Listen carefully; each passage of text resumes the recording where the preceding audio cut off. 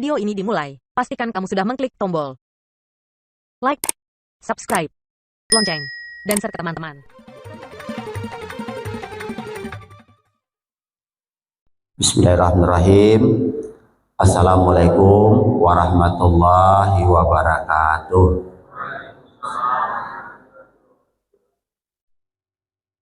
A'udzu billahi minasy syaithanir rajim.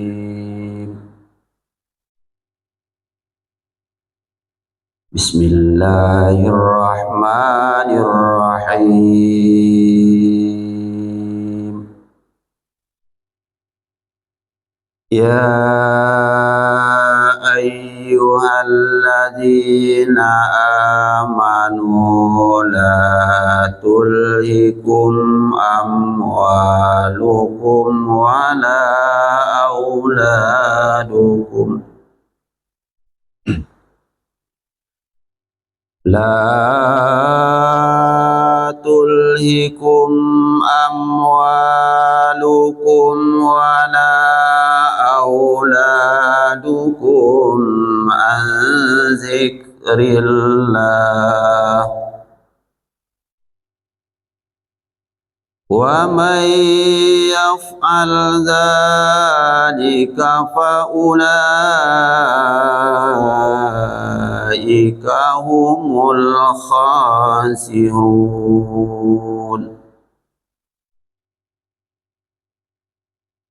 Wa anfiqu mimma razaqnakum min qabli an ya'tiya ahadakumul maut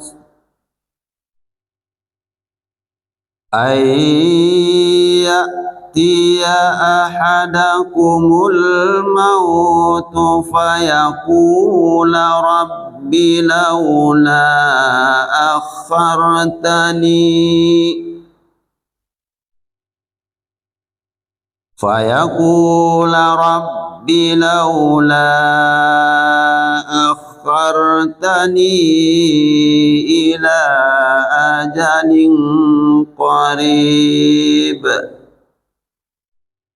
fa'asaddaqa wa akum minas salihin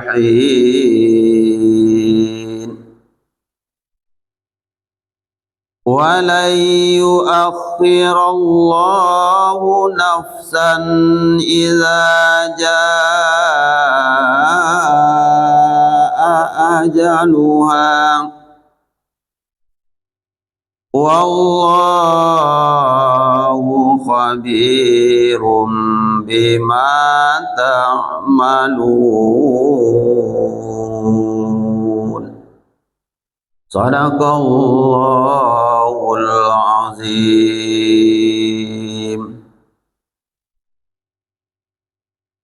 Aku berlindung kepada Allah dari godaan syaitan yang terkutuk.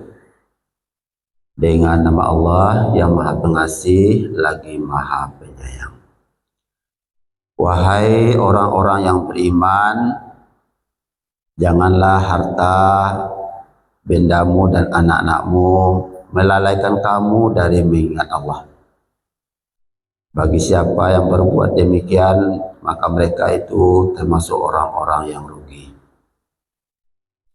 Dan infakkanlah sebahagian dari apa yang telah kami berikan kepadamu sebelum kematian datang kepada salah seorang di antara kamu. Lalu dia berkata menyesal, ya Tuhanku, sekiranya engkau berkenaan menunda kematianku sedikit waktu lagi, maka aku dapat bersedekah dan aku akan termasuk orang-orang yang soleh. Dan Allah tidak akan menunda kematian seseorang apabila waktu kematiannya telah datang.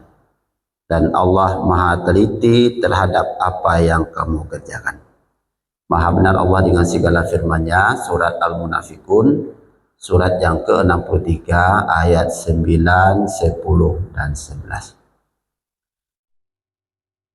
Bapak Ibu jamaah maghrib rahimakumullah, bersyukur kita kepada Allah pada malam hari ini dalam keadaan sehat walafiat. Sehat Bapak Ibu,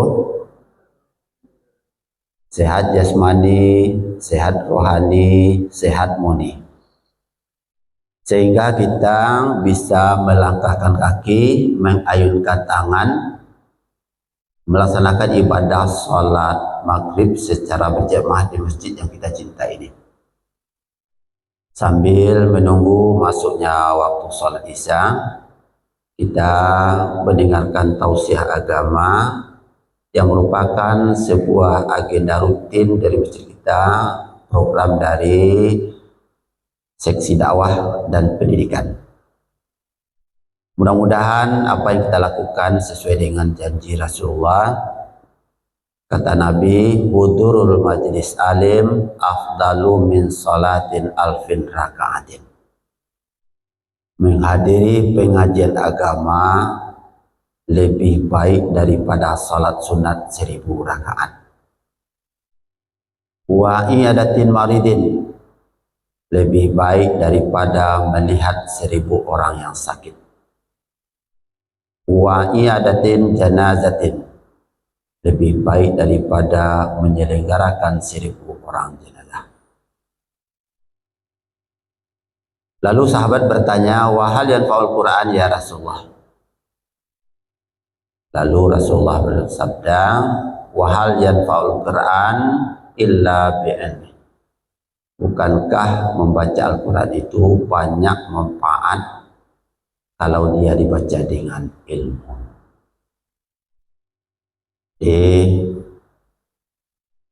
Apa yang dijanjikan oleh Rasulullah dan kita peroleh saja. Ini kita kutip hadis ini dalam kitab yang dikarang oleh Imam Al-Ghazali, kitab Ihya Ulumuddin, bab 1 tentang ilmu. Kemudian kata Nabi, siapa saja yang mendapat pahala yang luar biasa tadi itu, sama dengan sholat sunnah 1000 rakaat, sama dengan melihat 1000 orang yang sakit, sama dengan menyelenggarakan 1000 orang jenazah. Lalu kata Nabi, al ilmu khazainun mufatihu hasu'al. Ilmu itu adalah sebuah gudang, kuncinya adalah membaca. Fayu'zabi arba'ah, Allah berikan ganjaran pahala kepada 4 golongan. Yang pertama, wal mustami', orang yang mendengar. Jadi duduk siapa apa ibu-ibu tanah-tanang mendengarkan ceramah dapat pahala.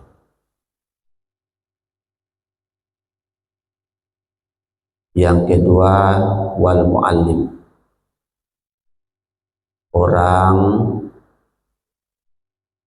yang memberikan tausiah.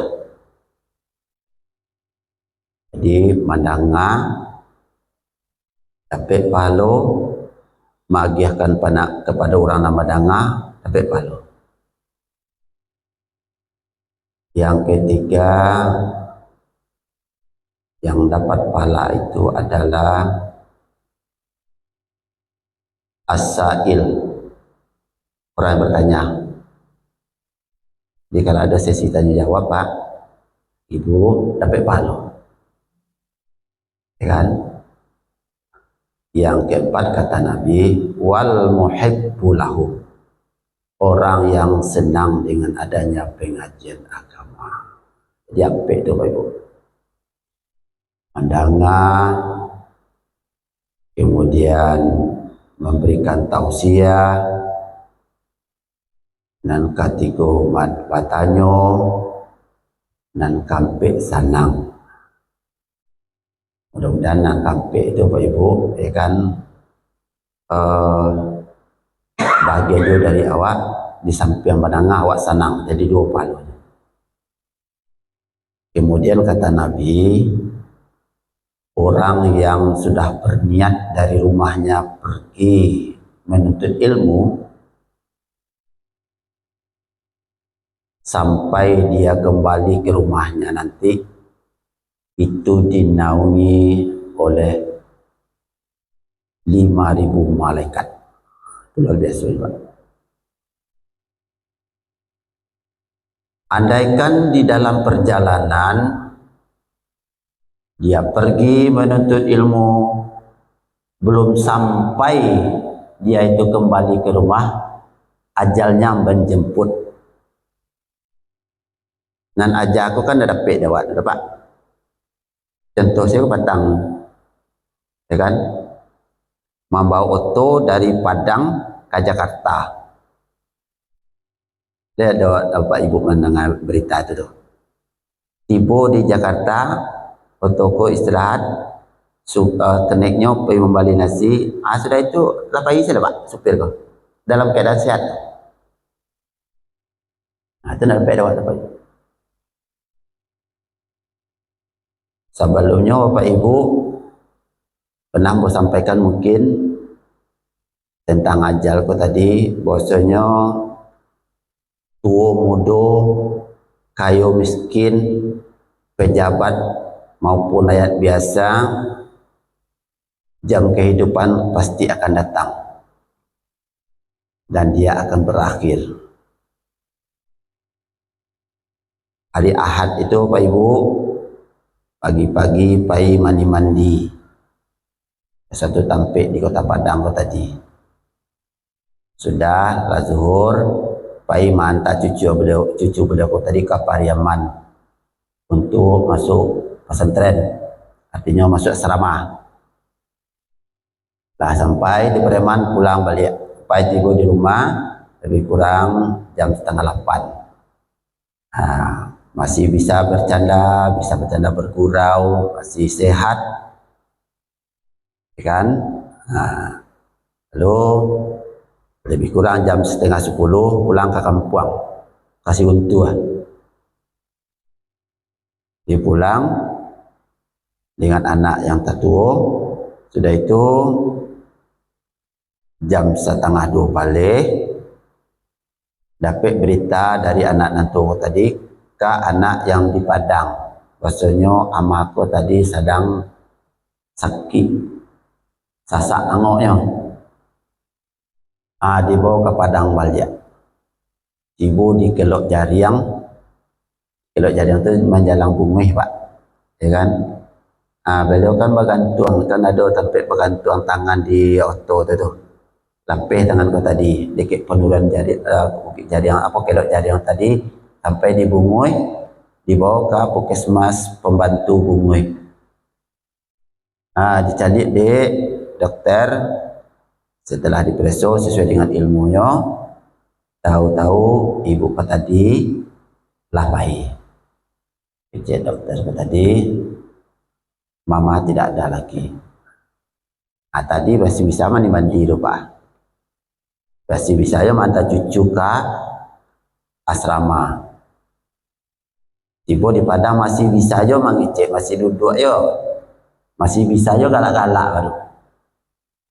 Baralah lama gitu, pulang sampai di Sigudo jam 1:30 balik. Sakit, sasak ngok, bawa ke Padang balik. Berakhir gitu tuh Pak Ibu jalan. Sebentar kan. Itu makanya mungkin Arab katakan ana urid wa antum turid fa'alul lima yurid.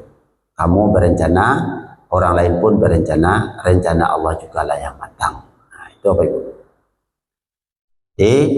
Kata Nabi, andaikan dia pergi menuntut ilmu, berniat menuntut ilmu, belum sampai kembali ke rumahnya, ajalnya menjemput, maka dia ketika itu dikategorikan kecil baginda Rasul mati syahid, mati dalam perjuangan menegakkan agama Allah. Itulah biasanya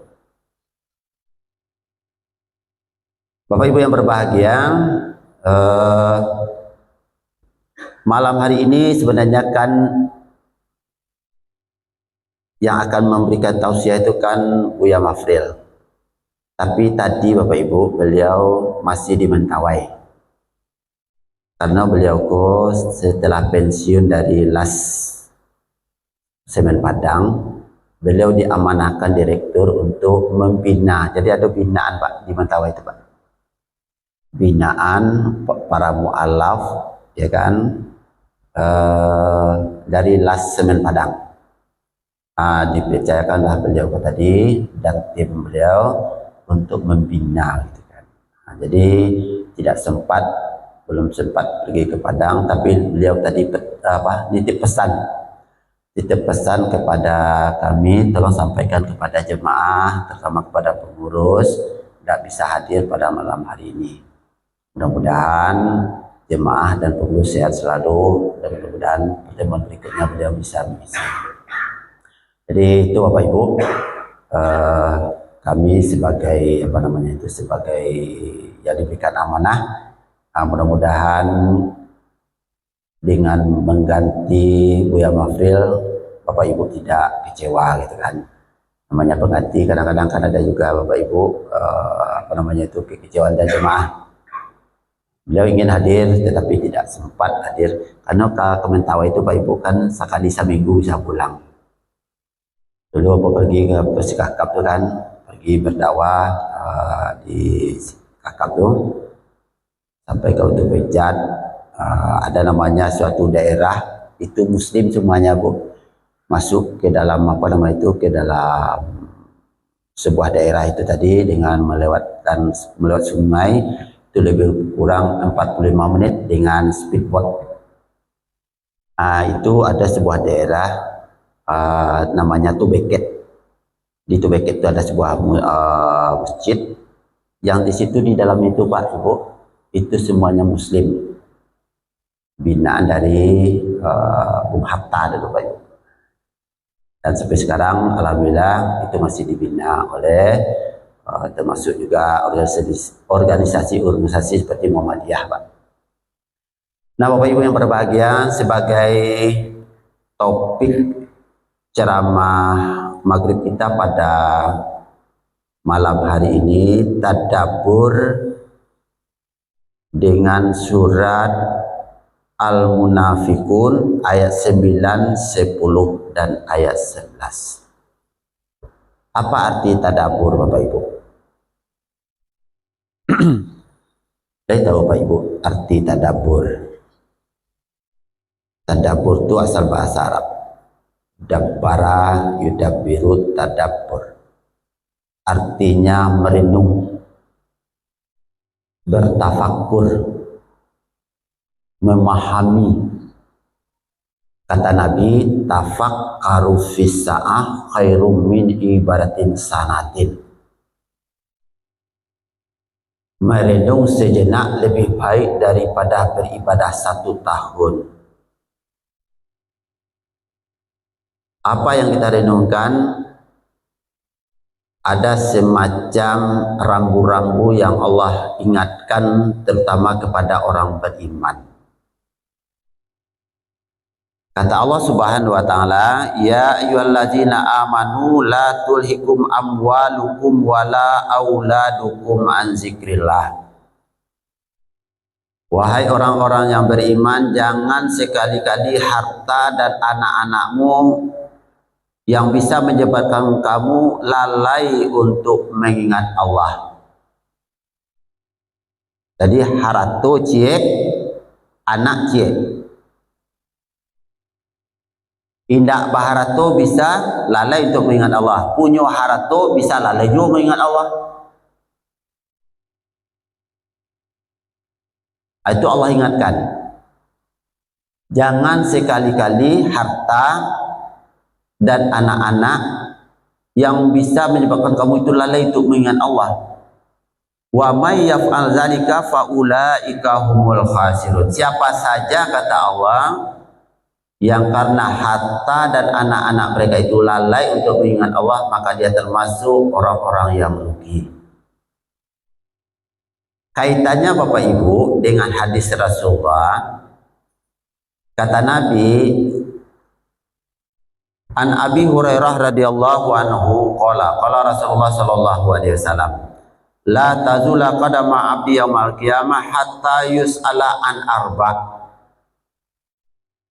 Dari Abu Hurairah radhiyallahu anhu, Rasulullah sallallahu alaihi wasallam bersabda, dua kaki seorang hamba nanti di hari kiamat, kata Rasul, tidak akan bergeser dari posisinya hingga ditanyakan kepadanya 4 pertanyaan. Yang pertama, kata Nabi, an umrihi fima afnahu, tentang umur yang Allah berikan. Umur itu dihabiskan untuk apa saja. Itu tadi Pak, kalau awak sempat lalai untuk mengingat Allah, umur aku habis saja tanpa kualitas untuk mengingat Allah, rugi awak. Karena haratoku Bapak Ibu masuk sewa kali yang lahat, sudah itu kembali orang lah mbak tanya-tanya, mak otoku untuk siapa, rumahku untuk siapa, harta nasi itu untuk siapa, acara orang bagi siapa. Orang lah tanya itu Pak. Padahal awak mati-matian mencari harta tadi. Habis semua awak dia. Sudah itu anak gitu juga Pak Ibu. Bapak Ibu mungkin bisa merasakan apa payahnya mendidik anak ini untuk menyuruh sholat seberapa payahnya. Iya nak Pak Ibu? Yo bana payah gini Pak. Nyo habis harinya dia gadget kok saja. Mulai saya pulang sekolah pokoknya jam 7 aku sampai jam 11 malam. Aku jam 11 makan sebentar. Aku sampai lo jam 2 malam. Habis itu mengantuk-antuk pergi sekolah. Nan solat disuruh mengenyik. Kalau diberangi melawannya. Oleh karena itu Bapak Ibu, karena sulitnya awak mendidik anak, maka kita terapkan bagaimana Luqmanul Hakim mendidik anak tadi. Luqmanul Hakim itu ndak nabi dah Pak, indak rasul dah. Tapi disebut namanya di dalam Al-Quran, bahkan seorang yang sukses mendidik anak. Karena apa Pak Ibu? Ternyata Luqmanku tadi menanamkan nilai-nilai tauhid kepada anaknya. Ini ku nilai tauhid itu nan langka lah Pak Ibu. Kenapa langka? Banyak godaan. Di samping godaan teknologi, juga godaan tetangga, lingkungan. Nah sampai-bayu anak aku tadi Bapak Ibu jarang nanam mahfudzi. Alhamdulillah tadi kan lahir amin anak awak Bapak Ibu. Tinggal awak mengapa mengarahkan saja lah. Bersama-sama itu kan. Kalau nyeberangi di pengurus, umumnya kan, jangan kalian maribut salat. Kalau nyatur di pengurus, nyatur di gurunya, awak jangan sampai berang. Kan? Karena apa Bapak Ibu? Nah untuknya untuk awak. Kan? Jadi Bapak Ibu, kata Allah Subhanahu wa taala, siapa saja yang harta dan anak-anak penyebab lalai untuk mengingat Allah, umur habis, lalu ajal pun datang, tidak sempat beribadah kepada Allah, maka dia termasuk orang-orang yang merugi. Jadi pertanyaan besok Pak Ibu dalam hadis tadi umur. Jadi warenongkalah Pak Ibu. Nikmat yang Allah berikan dari pagi kepada awak, ya kan? Nikmat gerak, nikmat rasa, nikmat kita respon terhadap lingkungan, sudahkah seimbang dengan ibadah yang kita lakukan? Apakah umur yang kita beli, yang kita pakai, sudahkah kita mendekatkan diri kepada Allah Subhanahu wa taala? Kata Allah Subhanahu wa taala dalam surat Al-Anbiya, iqtaraba lin-nasi hisabuhum wa hum fi ghaflatin mu'ridun. Telah semakin dekat kepada manusia hari penghitungan amal baik dan amal buruk, namun sebagian mereka banyak juga yang berlalai-lalai menghadapinya. Kecil Nabi, Bapak Ibu, umur umatku berkisar antara 60 sampai 70 tahun. Itu kecil Nabi.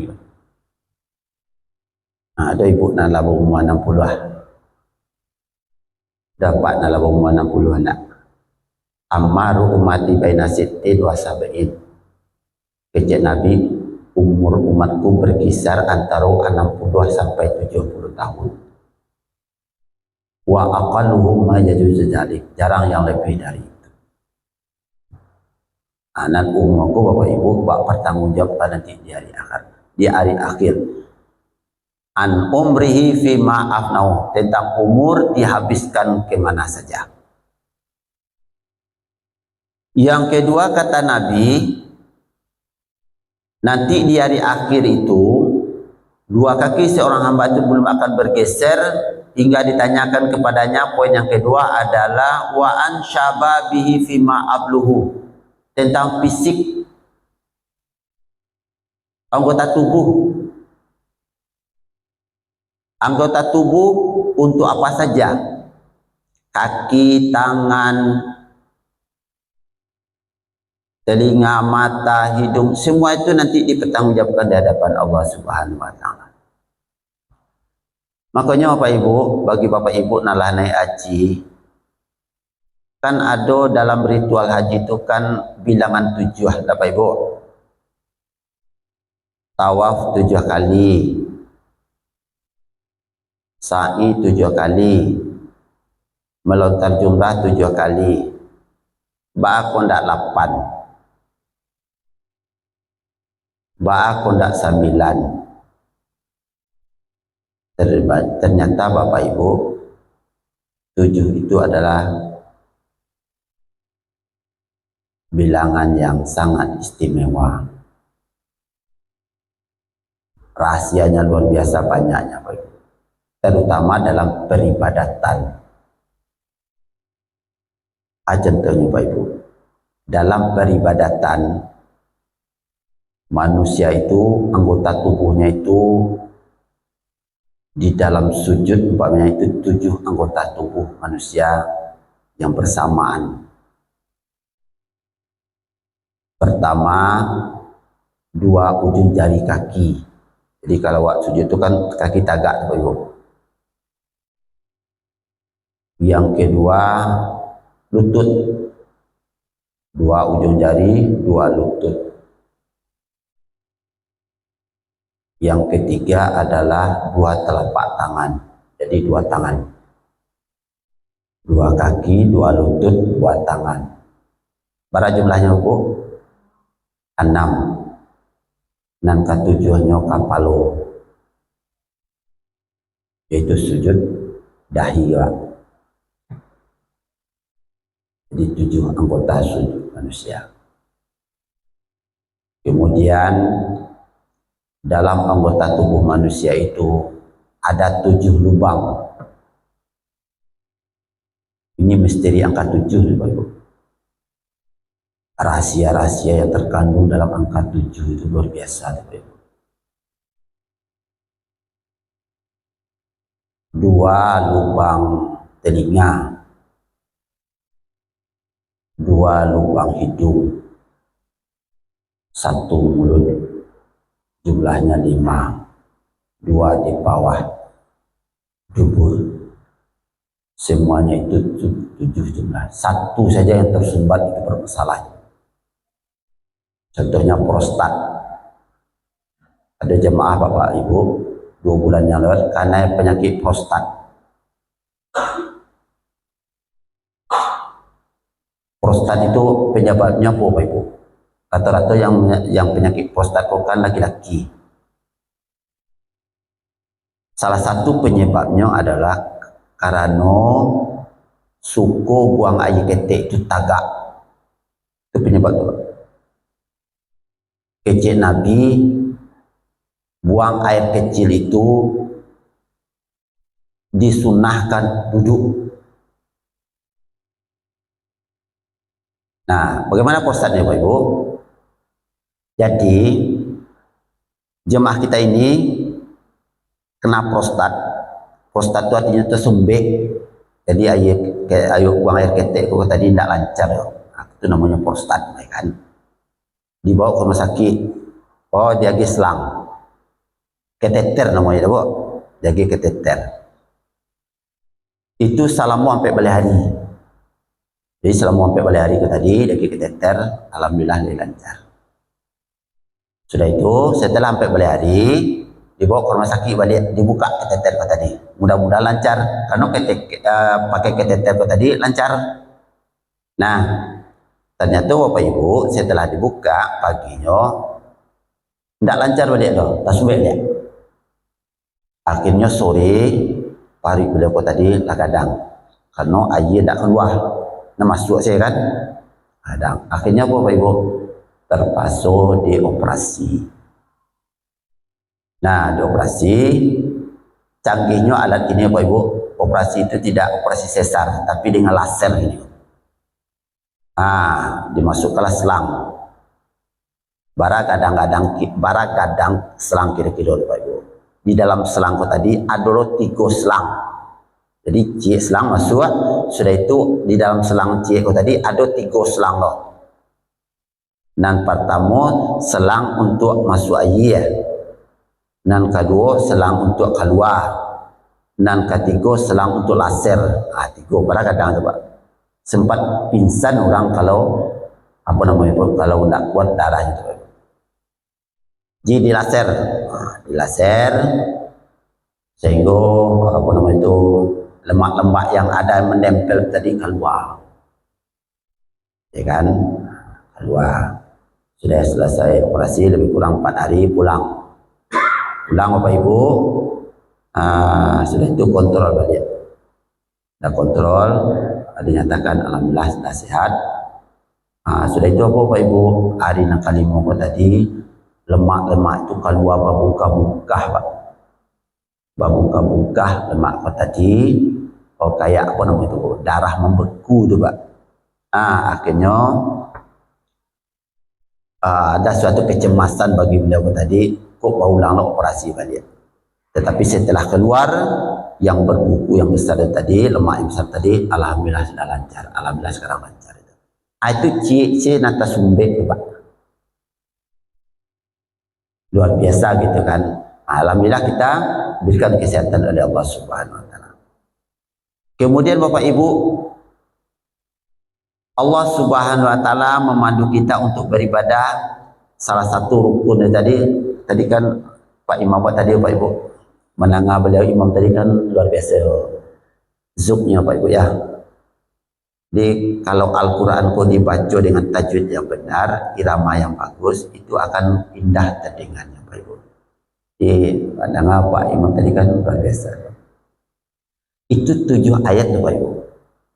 7 ayat yang terulang-ulang. Dan itu rukun dari salat tadi. Jadi kalau ditetapkan imam, kalau beliau tadi imam masjid kita, imam kabir, Bapak Ibu ya, itu sudah tepat Bapak Ibu. Kenapa? Memang kalau Rasulullah itu kan menganjurkan kalau jadi imam itu yang bermukim. Yang bermukim artinya orang yang berada di tempat. Itu. Nah, 7 ayat. Al-Quran itu 114 surat. Iya Bapak Ibu. Surat yang terpanjang itu ada 7 jumlahnya. Al-Baqarah, Ali Imran, An-Nisa, Al-Maidah, Al-An'am, Al-Anfal, Al-A'raf, kemudian At-Taubah. Jumlahnya 7. Kemudian Bapak Ibu, nanti pakaian yang akan kita pakai terakhir itu disebut dengan pakaian kain kapan. Iya Bapak Ibu? Kain kapan itu 7 lapis. Itu makna yang terkandung dengan bilangan 7 itu Bapak Ibu. Allah ciptakan langit dengan 7 lapis. Allah ciptakan bumi dengan 7 lapis. Dan masuk 7 keajaiban dunia. Keluar biasa Bapak Ibu. Jadi jumlah 7 jumlah yang tak terbatas.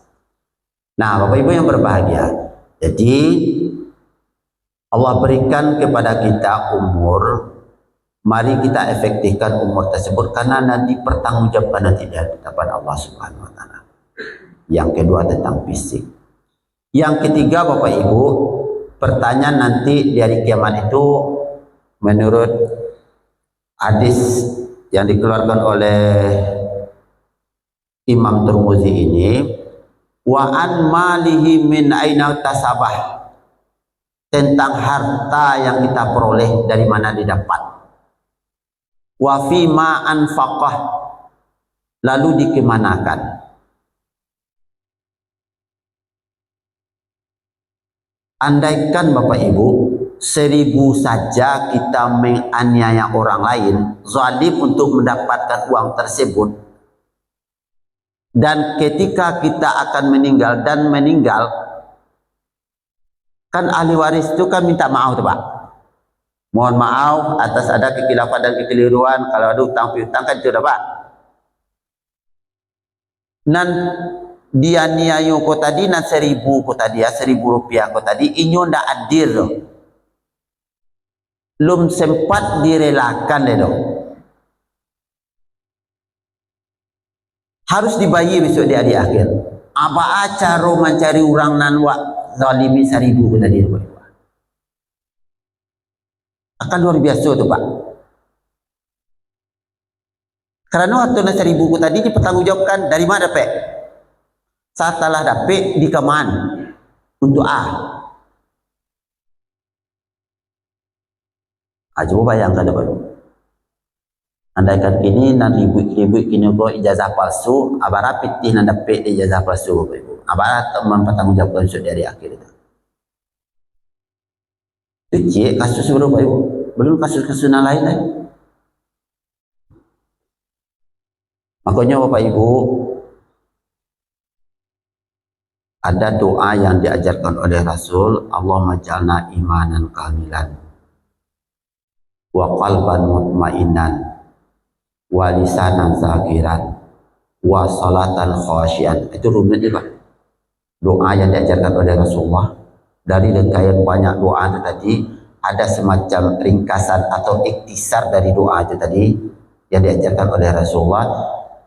Allahumma ja'alna imanan kamilan wa qalban mutmainan wa lisanan zakiran wa salatan khasyian wa du'aan makbulan wa rizqan halalan taiban wa kasiran.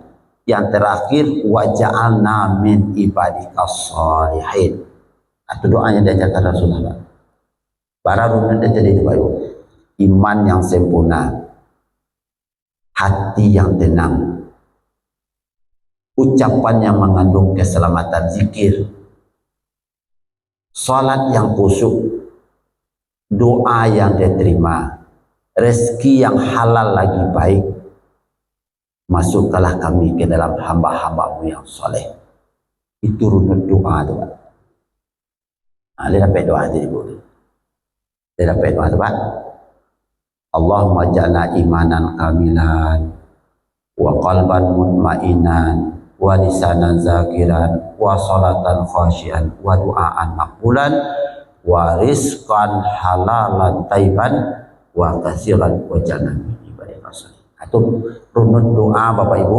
Dari sekian banyak doa-doa tadi, ada urutan-urutan yang dibimbing oleh Rasulullah langsung doa itu tadi.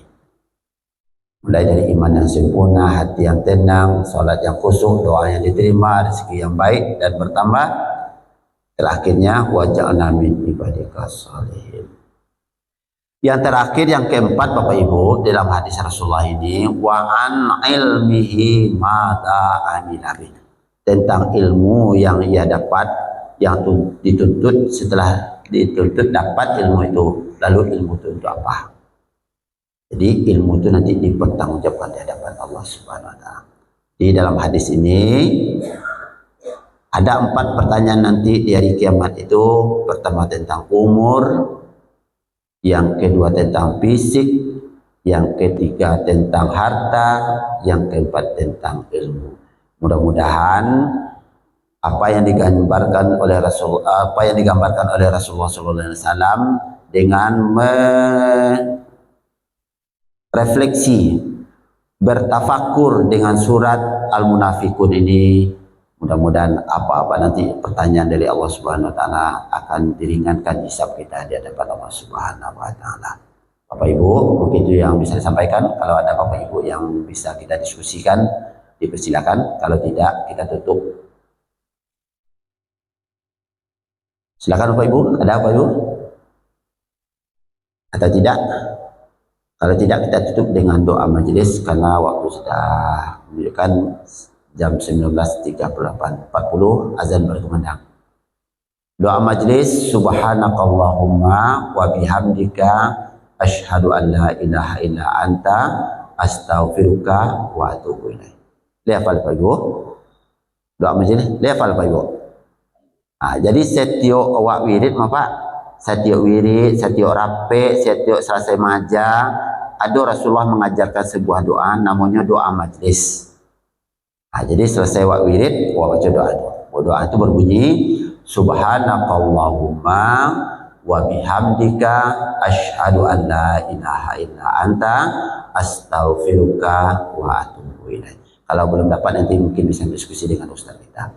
Demikian Bapak Ibu yang bisa disampaikan, terlebih kurang banyak maaf. Wabillahi taufik wal hidayah. Wassalamualaikum warahmatullahi wabarakatuh.